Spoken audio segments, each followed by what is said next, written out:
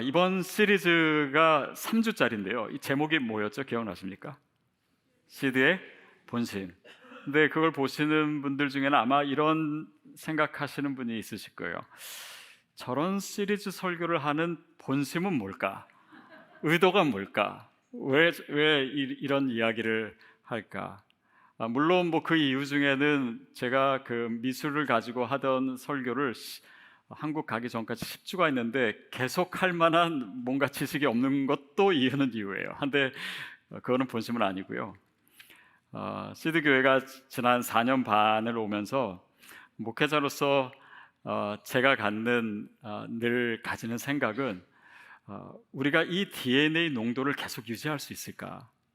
우리가 이렇게 예배하고 또 소그룹으로 모이고 정말 그리스도 안에서 자라가고 디아스포라 선교를 위해서 가고 있는 이 길에서, 이 궤도에서 우리가 조금이나마 벗어나 있지 않을까? 어떻게 다시 초심을 회복할 수 있을까? 그 비전 가운데 우리가 어떻게 더 깊이 들어갈 수 있을까? 사실 그런 생각을 늘 합니다. 그래서 지난주에서는 우리가 영적으로 시드를 통해서 어떻게 성장하고 그것이 무엇을 하나님 나라를 위한 것인지 그것을 생각해 봤고, 오늘은 우리가 너무 잘 하고 계시는 이 MC 모임, 소그룹에 대해서 나누고자 합니다. 그래서 소그룹에 대해서 나눈다, 설교한다라고 하니까 여러분이 아마 그렇게 생각하시고 분명히 또 MC 모임 잘 나오라고 얘기하려는 거겠구나 생각하시겠지만 뭐 어쩌면 맞습니다. 왜냐하면 뭐 나오지 않게 하기 위해서 설교하는 부분은 없죠. 근데 그 중에는 그런 분들 계실 거예요. 전에 교회 다닐 때 너무 헌신을 한 거예요. 너무 수고하고 너무 지쳐가지고 이제는 좀 쉬어야 되겠다 라고 해서 오신 분들이 아마 계실 거예요. 많은 분들이 저 뒤쪽에 앉아 계시지 않을까 생각도 드는데, 여러분, 저는 정말 충분히 이해합니다. 그리고 그런 분들은 쉬셔야 돼요. 저도 지쳐본 적이 있고, 또 교회 일 자체가 나를 너무 지치게 해서 내가 영적으로 고갈된다면 그것은 일을 하는 것보다 사실은 주님이 더 기뻐하시지 않을 수 있습니다. 그러나 여러분께 말씀드리는 것은요, 지쳤더라도 공동체 안에는 늘 머무셔야 합니다. 왜냐하면 쉰다라고 하는 개념이 우리가 충전받기 위한 거잖아요. 근데 공동체를 벗어나 있으면 더 쉬는 것 같지만 사실은 충전이 아니라 방전이 될 수가 있어요. 그래서 시드 교회는 여러분이 쉬는 거에 대해서, 그러니까 좋은 의미에서의 쉼이죠. 정말 늘 격려해드리고 환영해드리고 싶어요. 저희는 MC 리더분이 섬기시다가 힘들다 그러면 제가 그 자리에서 내려놓으시라고 합니다. 그래서 많은 MC 리더분들이 힘들다는 얘기를 함부로 못한대요. 거기서 그만두라고 할까봐. 근데 그만큼 사실 쉼이라고 하는 것은 우리의 영적인 충전과 긴밀하게 관계가 있어요. 그런데 그 쉼은 공동체 안에서 이루어져야 되는 것입니다. 왜냐하면 그 안에서 하나님께서 주시는 것이 굉장히 많기 때문입니다. 오늘 본문 말씀 우리 다시 한번 같이 읽겠습니다. 히브리서 10장 24, 25절 시작. 서로 돌아보아 사랑과 선행을 격려하며 모이기를 패하는 어떤 사람들의 습관과 같이 하지 말고 오직 권하여 그날이 가까움을 볼수록 더욱 그리하자. 서로 돌아보는 것, 사람을 서로 돌아보는 것, 크리스찬에게 있어서는 그것은 단지 관계의 문제가 아니고 선행의 문제가 아니라 영성의 문제입니다. 혼자서 편하게 지낸다고 우리가 그 사랑 안에 거하는 것보다 더 주님의 사랑을 느낄 수는 없습니다. 격려하고 선행을 격려하며, 그러니까 주님을 위해서 살아가는 우리의 모든 삶에 있어야 될 일들은 내가 혼자 있을 때보다 우리가 함께 있을 때 그 선한 일들에 더 격려를 받게 되고 더 잘할 수 있고 더 힘을 낼 수 있고 지치지 않을 수 있습니다. 모이기를 패하는 어떤 사람들의 습관과 같이 하지 말고, 모이기를 패하는, 그러니까 모이지 않으려고 하는, 물론 초대교회에는 뭐 여러 가지 모임이 있었습니다. 근데 특별히 이 초대교회 상황에서는 어떤 대규모 집회보다는 소규모 모임이 많았습니다. 그들이 함께 모여서 기도하고 함께 떡을 떼고 함께 성찬을 같이 하고, 여러분, 이렇게 기독교 신앙은 늘 공동체적으로 이루어져 있었고, 그것으로부터 벗어나려고 할 때 우리의 믿음은 약해졌습니다. 그리고 그것이 교회사를 통해서 늘 확인되는 것이에요. 또 그날이 가까움을 볼수록 더욱 그리하자. 특히 이제 종말론적인 신앙은 뭐 예수님이 언제 재림하신다, 우리 삶이 얼마밖에 안 남았다, 기독교의 종말론은 사실은 그런 접근이 아닙니다. 하나님께서 언제 이 세상의 종말을 예고하시는지는 사실 주님 외에는 우리가 알 수가 없죠. 그런데 그 종말론적 신앙은 때가 얼마 남지 않았다, 예수님께서 언제 오실지를 모르기 때문에 오늘을 그 마지막 날처럼 살아가는 영성, 그것이 종말론 아닙니까? 그러니까 현재에도 관심이 있어요. 그래서 그런 종말론적인 믿음은 결국 오늘 우리 삶에 정말 중요한 것이 무엇인가, 때가 얼마 남지 않았다면 우리가 해야 될 일이 무엇인가, 마치 유언처럼 남겨지는 이 말은 우리 인생의 본질이 뭔가, 우리가 믿음으로 더 성장하고 그리스도를 닮아가고 그리스도의 신부가 되기 위해서 우리가 지금 감당해야 될 이 믿음의 여정은 함께 모이는 것에 있음을 우리에게 알려주고 있습니다. 그러다가 제가 찾게 된 자료가 하나 있는데요, 헤롤드 에트리지 앤 고헤하타라고 하는 일본 사람 같아요. 이 두 사람이 지은 책인데, 책 제목이 유세비우스 크리스티아니티 앤 주데이즘입니다. 이게 뭐냐면 3세기 4세기에 활동했던 유세비우스라고 하는 이 역사학자의 글을 기본으로 한 글인데요, 초대교회, 초기 교회 사람들이 특별히 소그룹으로 어떻게 믿음 생활을 했는지, 그리고 그것이 하나님 나라 확장에 얼마나 중요한 것이었는지를 이 책에서 보여주고 있습니다. 특별히 당시 로마의 박해가 굉장히 잦았잖아요. 그래서 이렇게 공개적으로 모이기가 쉽지 않았습니다. 그래서 은밀하게 모였어요. 그러려면 그룹이 또 작아야 되겠죠. 또 특별히 그 초기 교회의 교인들은 사회적으로 외롭고 또 소외되고 가난한 사람들이 많았습니다. 그래서 서로 지지해주고 서로 격려해주고 서로 사랑해주는 그런 공동체가 필요했고, 바로 그런 공동체를 통해서 믿음이 성장하는 일들에 대해서 이 책은 얘기해요. 또 선교적인 이유가 있는데, 보통 규모가 커지는 조직일수록요, 이 조직의 제도가 많아지고 또 전통이 생기고, 그렇게 해서 유연해지지 못하고, 그러다 보면 다양한 사람을 수용할 수 있는 그룹이 되지 못합니다. 그런데 이 소그룹은 거기에 맞는 사람들이 모일 수가 있고, 또 그런 걸 통해서 더 많은 사람들을 수용할 수 있고, 이 로마 시대에 더 확산될 수 있었던 이유가 이 소그룹이 가진 유연성 때문이다 라고 하는 것을 이 책은 얘기합니다. 그러면 우리의 질문은, 과연 그거는 이제 초기 교회 시대인데 지금 상황이 다른 이 시대에도 소그룹이 중요한가? 그것이 우리의 영성에 있어서 얼마나 도움을 줄 수 있는가라고 하는 질문입니다. 왜냐하면 이 시대는 1세기와는 달리 모든 게 다 개인화되어 있고 개별화되어 있고 또 독립성이 더 중요한 가치가 된 시대가 아닙니까? 근데 이거에 대한 사실 연구들이 굉장히 많고, 작년인가 재작년에 한국교회에서도 자료가 하나 나왔는데요, 표를 하나 보겠습니다. 뭐냐면 빨간색은 소그룹에 참여하는 자들이고요, 파란색은 참여하지 않는 분들입니다. 이분들의 신앙생활에 어떻게 차이가 나는지 이 바가 설명을 해줘요. 그러니까 온라인에서 예배를 듣고 기독교 방송을 보고 신앙생활을 하고 상담을 하고 성경 공부하고 큐티 잡지 기독교 모임 참석, 이 모든 기준에서요, 소그룹을 참석하는 사람들이 압도적으로 높은 점수를 나타내고 있습니다. 맨 마지막에만 비참여율이 높는데, 이건 뭐냐면 거의 활동 못했다, 그러니까 반대의 의미인 거죠. 이런 생각이 있어요. 저는 이 표를 보면서 혹시 원래 소그룹 참여하는 분들은 원래 열심히였던 사람이라서 이런 결과가 나오는 것이 아닐까? 물론 그럴 수도 있습니다. 그러나 그것이 아니고 소그룹을 통해서 우리의 믿음의 모습이 어떻게 변화되고 성장하는지를 나타내주는 자료들도 굉장히 많더라고요. 예를 들면 이거에 대한 대표적인 연구가 R.H. Woods라고 하는 사람이 쓴 The Impact of Small Groups on Spiritual Growth라고 하는 책이 있습니다.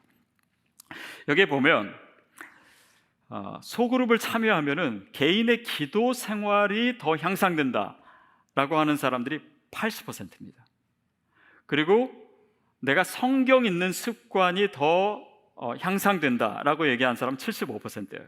여러분 한번 생각해 보세요. 지금 MC에서 성경 통독하고 있지 않습니까? 이것이 혼자 했을 때 지금 우리가 이렇게 할 수 있을까요? 확실히 다른 거죠. 너무나 당연한 거죠. 그거 외에도 다른 예배 참석률도 상승을 한다.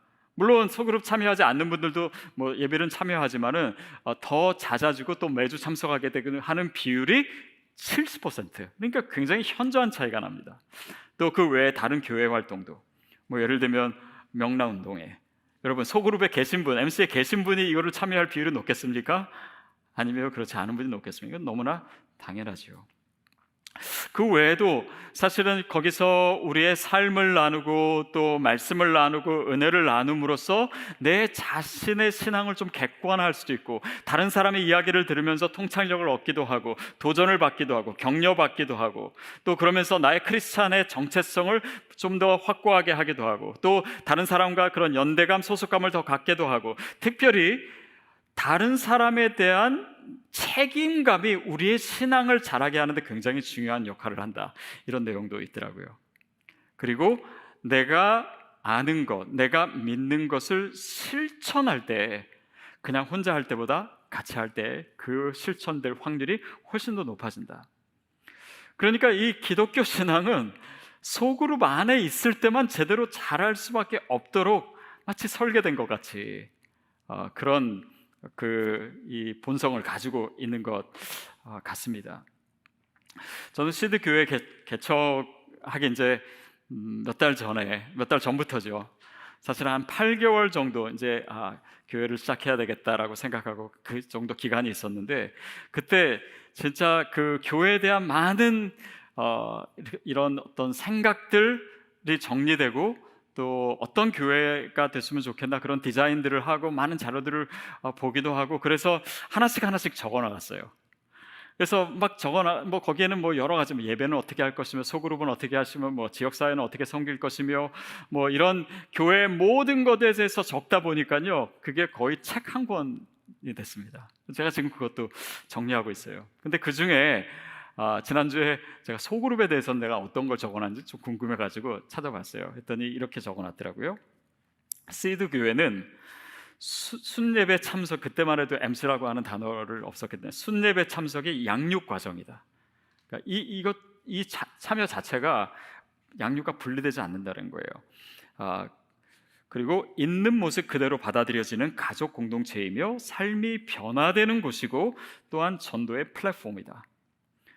그 밑에는 이렇게 적었어요. 소그룹에 안 들어가면 신앙이 안 자란다. 가로 열고 중요, 이렇게 적어놨고요. 그 밑에는 매주 해야 한다. 왜냐면 그 전교에서는 격주로 했었거든요. 격주로 하면 한 번 빠지면 한 달에 한 번이 된다. 열심히 없는 사람은 2주에 한 번 해도 어차피 잘 안 나온다. 이렇게 적어놨어요. 맞지 않습니까? 근데 이게 리듬이 돼야 돼요. 우리 삶에 스며들어야 돼요. 이민자가 한 달에 매주 한 번씩 모이는 게 사실 쉬운 일이 아닙니다. 그러면 어떻게 해야 될까? 성도님들이 이 모임을 통해서 모든 것을 다 영적인 DNA를 받을 텐데, 이 소그룹이 약해지지 않게 하기 위해서 어떻게 도와드려야 되나 라며 생각한 것이 다른 모든 것들을 하나씩 내려놓게 된 거예요. 그래서 교회가 단순해진 것입니다. 다시 말하면 이 소그룹을 살리기 위해서, 여러분이 여기에 모두 전념할 수 있게 하기 위해서 그렇습니다.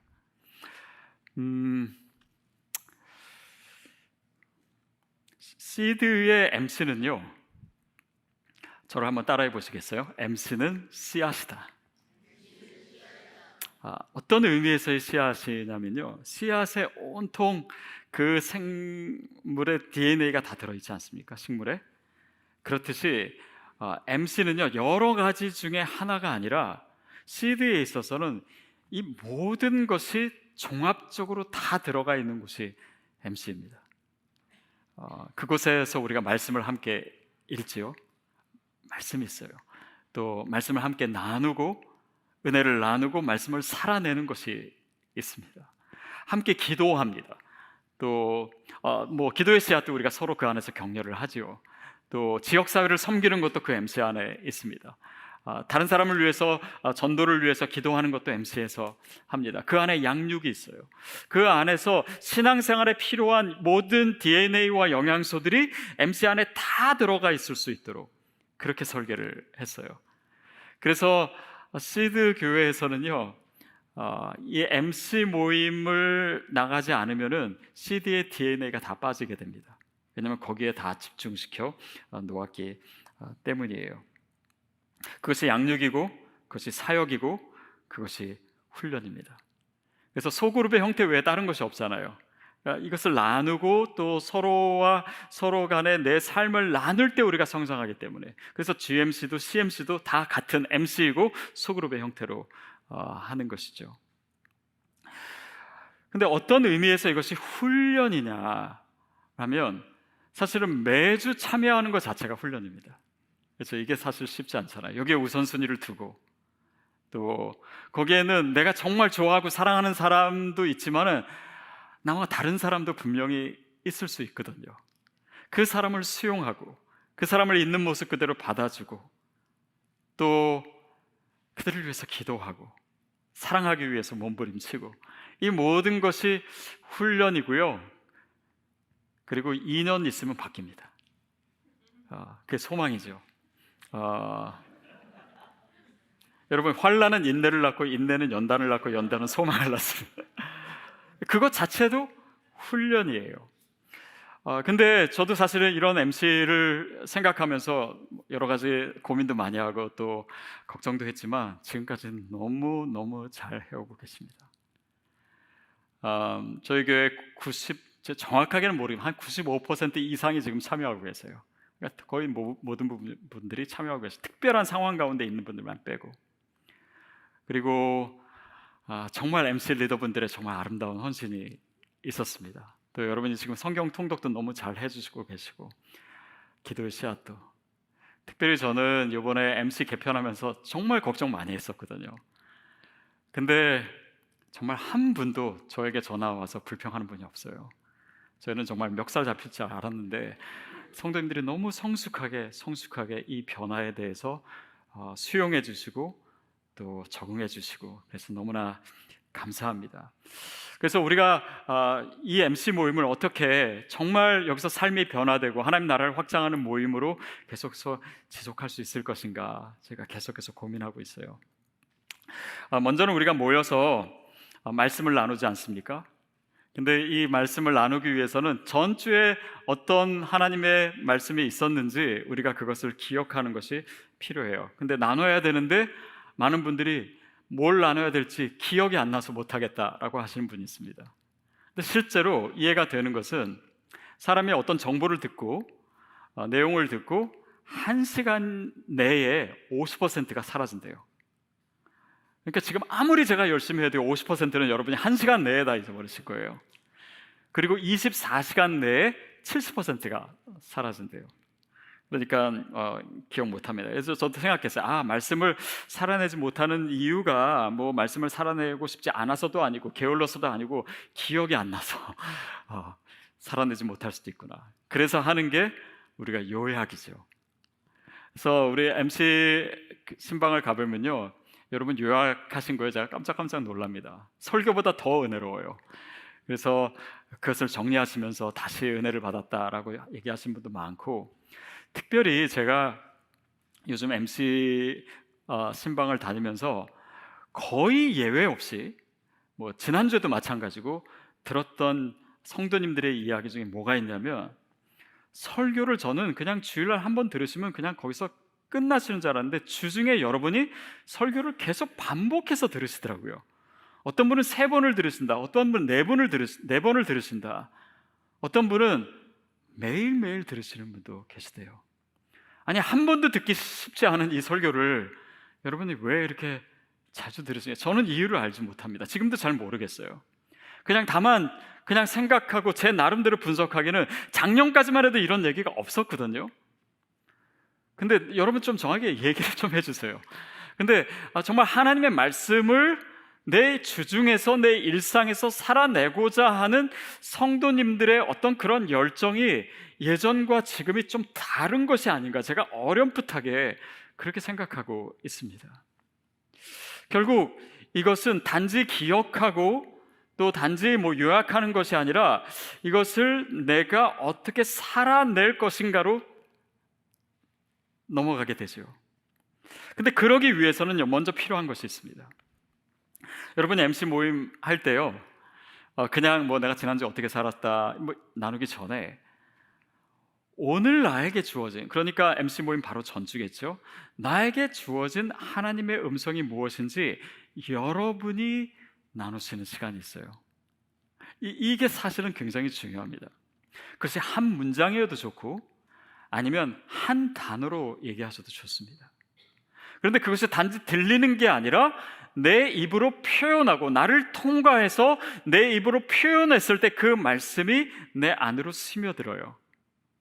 결국은 정보를 받는 것보다요, 내가 정보를 들은 것이든 아니면 체험한 것이든 창출해낼 때 그것이 내 기억과 내 삶에 스며들게 하는 비율이 훨씬 더 높아진다고 합니다. 그리고 나서 그 말씀이 내 삶에 어떻게 적용됐는지, 실천됐는지를 나누는 것이죠.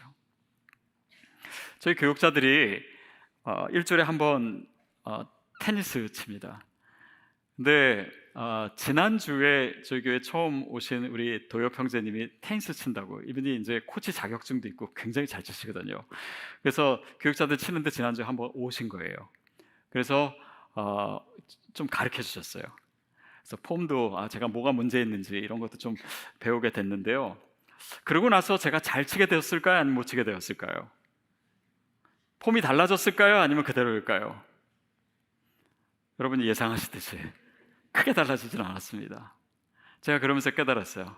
우리 성도님들이 말씀대로 듣기는 하는데 살지 못하는 이유를 좀 알겠구나 하는 생각을 했어요.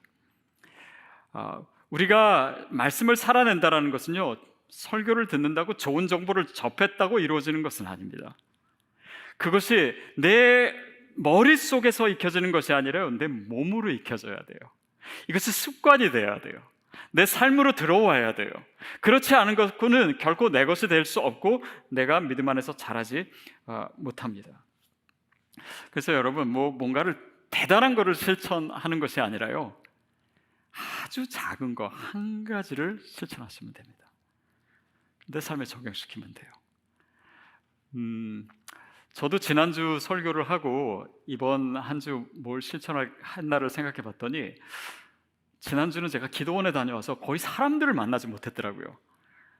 그래서 내 성숙함을 모든 사람에게 나타내게 하라라고 할 때 별로 한 것이 없었어요. 굳이 뭐라도 있어야 될 텐데 생각하다가 신방 가서 제 양보다 조금 더 많이 먹은 거, 이거 외에는 별로 한 게 없었어요. 근데요, 여러분, 이 말씀을 내가 어떻게 살아냈는지 이것을 고민하는 이 자체가 중요합니다. 이번 주에는 내가 하지 못했다 라고 하는 이 고백 자체도 사실은 우리의 신앙에는 중요해요. 왜냐하면 그 말씀과 내 삶의 긴장관계 가운데 내가 늘 있는 것이 되고, 어떻게 이 말씀을 살아낼 수 있을까? 이 말씀이 내 삶의 실체가 될 수 있을까? 내 삶에 스며들게 할 수 있을까? 이 말씀이 단지 그냥 공허하게 내 귀를 스쳐간 것이 아니라 내 삶을 통과할 수 있을까? 여러분, 그 성공과 실패를 나누는 것이 MC 모임입니다. 그것이 우리가 모이는 이유예요. 그 모여서 하나님께서 우리 가운데 일어나기를 원하는 우리 삶의 변화입니다. 결국 이것은 무엇을 우리에게 갖게 해주냐면요, 우리로 하여금 신앙적인 어떤 그런 인테그레이션을 우리가 갖게 돼요. 다시 말하면 인테그리티라는 게 뭡니까? 그냥 정직한 거 이런 걸 넘어서서 내가 믿는 것, 내가 들은 것, 내가 가치 있다고 생각하는 것, 내가 추구하는 것, 그것과 내 삶의 간격을 계속해서 좁혀가는 것, 그것이 인테그레이션이잖아요. 나는 날씬해지고 싶고 건강한 몸을 갖고 싶어. 그것이 내 가치고 내 목표예요. 근데 맨날 누워서 TV 보고 먹고 싶은 거 다 먹고 운동도 하나도 안 하고, 그건 뭡니까? 인테그레이션이 깨지는 거예요. 그러니까 제가 지난주에도 말씀드렸지만 요즘 계속해서 생각하고 묵상하는 이 개념이 바로 인테그레이션입니다. 내 삶이 어떻게 내가 믿는 것과 더 일치할 수 있을까? 내 감정과 내 표현, 내 가치관과 내 말, 내가 중요하다고 생각하는 것과 내 일상의 습관, 이 모든 것이 서로 연결되어 있어야 되고, 신앙생활은 그거를 더 좁히고 그래서 이것이 통합되고 일치되는 방향으로 나아갈 때 거기서 변화가 일어나요. 그리고 그것이 우리가 서로 나눌 때, 내 생각과 내 의견과 내 삶을 나눌 때 그 인테그레이션이 더 높아질 확률이 훨씬 더 높아지게 됩니다. 한 번은 저희 성도님이 저한테 그런 얘기를 해주시더라고요.